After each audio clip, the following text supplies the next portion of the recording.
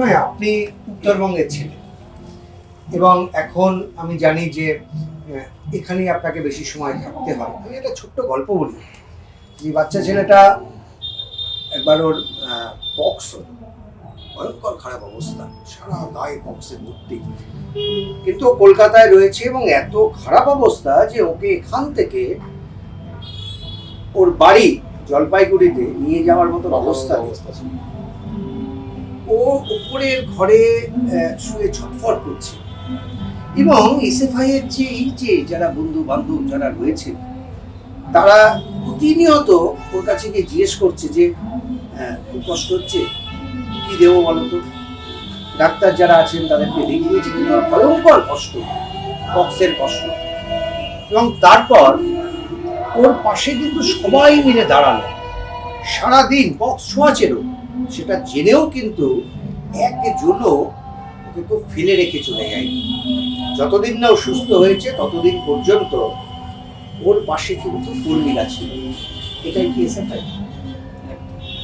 এটাই এসএফআই। আমাদের ছোট থেকে শিখে আসছি এসএফআই এর প্রথম শর্ত বন্ধুত্ব, ঐক্য। সে যে কমরেডি যে অবস্থাতেই যেখানেই বিপদে পড়বে এসএফআই তার পাশে থাকবে, এটাই এসএফআই। কিন্তু আপনাকে তো হয়তো পরে শুনতে হবে পরিচয় দেওয়ার জন্য যে প্রতীকুর রহমান প্রেসিডেন্ট ছিলেন, তারপরে এই প্রণয় প্রেসিডেন্ট হয়েছেন, যে প্রতীকুর রহমান আপনাদের ছেড়ে তৃণমূলে চলে গেছে। কি বলবেন? আমরা যখন ছাত্র রাজনীতি শুরু করি স্কুলে, সেই সময় আমরা যতটা কিনা পতাকা দেখে আসা, তার থেকে বেশি আমাদের জীবনে দাগ কেটেছিল। মানে আমার শুধু নয়, আমাদের একটা প্রজন্মের মনে দাগ কেটেছিল সুদীপ্ত গুপ্তের লাশ মনের মধ্যে জেদ বাড়িয়ে দিয়েছিল যে আমরা ছাত্রদের যে লড়াই, হক অধিকার ছিনিয়ে নেওয়ার লড়াইয়ের ক্ষেত্রে যেভাবে একজন ছাত্রকে হত্যা করা হলো, তার বিচারের দাবিতে, তার ন্যায়ের দাবিতে বা ছাত্রছাত্রীদের হক অধিকার ছিনিয়ে আনার ক্ষেত্রে আমাকেও যেতে হবে সেই মিছিল। আমরা সেই জেদ নিয়ে এসেছি।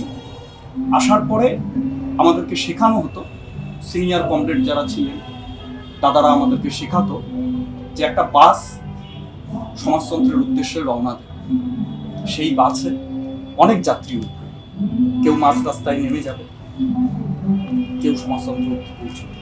আমাদের লড়াইটা, আমাদের লক্ষ্যটা সমাজতন্ত্রের দিকে। এই যাত্রায় এই বাস যাত্রী হাজারো হাজারো ছাত্রছাত্রীরা আসে, তারা কোথাও নেমে যাচ্ছে, কোথাও আমাদের সঙ্গে সমাজতন্ত্রের লক্ষ্য পর্যন্ত পৌঁছানোর আপ্রাণ লড়াই চালিয়ে যাচ্ছে। আমরা তাদেরকে নিয়েই ঐক্যবদ্ধভাবে সেই লক্ষ্যে পৌঁছতে চাই। আচ্ছা, আমি শুনছিলাম ও যে অভিযোগগুলো করেছিল গতকালও এবিপি আনন্দে একাধিকবার এই অভিযোগ করেছে যে আপনারা খুব খারাপ আছেন, আপনারা যারা ছাত্র, যারা নতুন প্রজন্ম, তারা আপনাদের যে আরেকটি সংগঠন সিপিআইএম, তাতে আপনারা খুব খারাপ আছেন, আপনাদের কথা শোনা হয় না, আপনাদের কথার গুরুত্ব দেওয়া হয় না, আপনাদের নিয়ে কেউ মিটিং করেন না, আপনাদেরকে কোথাও বক্তা করা হয় না। কতটা সত্যি? তো আমাদের কোনোদিন এরকমটা কোথাও তো মনে হয়নি। তার কারণ হচ্ছে যাদের মাথার মধ্যে মতাদর্শের জোরটা থাকবে তারা কেউ কখনো খারাপ থাকতে পারে না।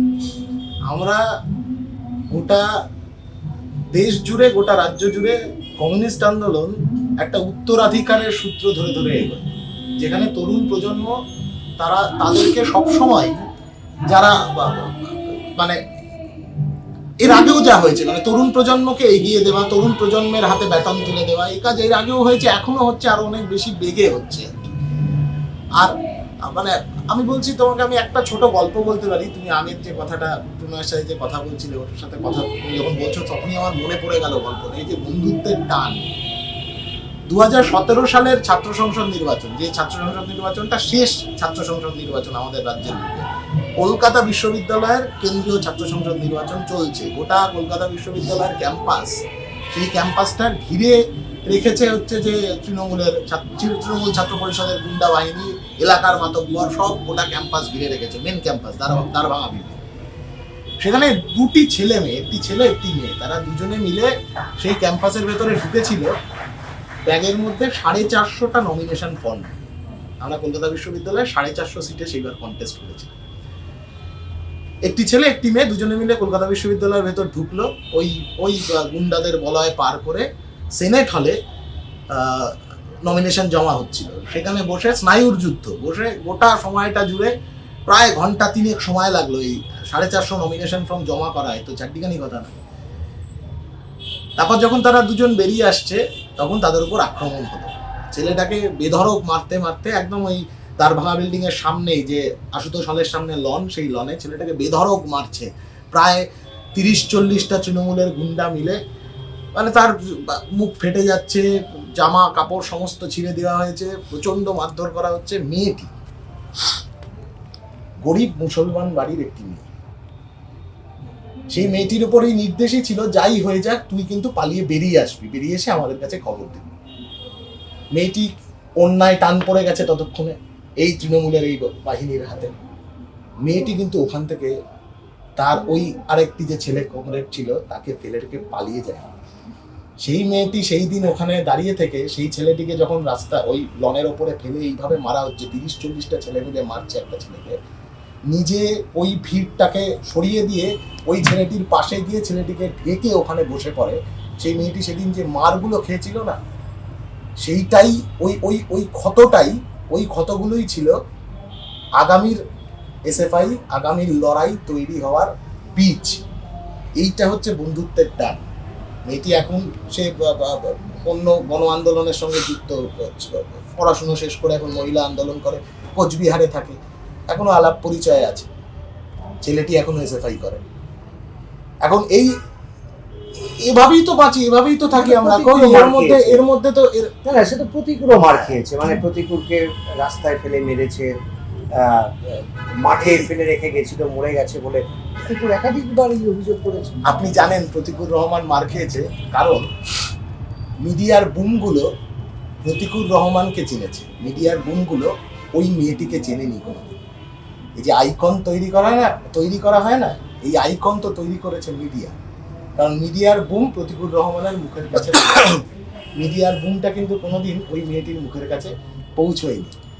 এই যে বন্ধুত্বের টান, এই বন্ধুত্বের টানের ওপরই এসএফআই তৈরি, এবং এই বন্ধুত্বের টানই মতাদর্শের জোর তৈরি করে, যে মতাদর্শের জোরের কারণে কমিউনিস্ট পার্টি গোটা দুনিয়া জুড়ে যদি দেখা যায়, কমিউনিস্ট আন্দোলন চিরকাল তরুণ প্রজন্মের ওপরে ভিত করে গড়ে ওঠে।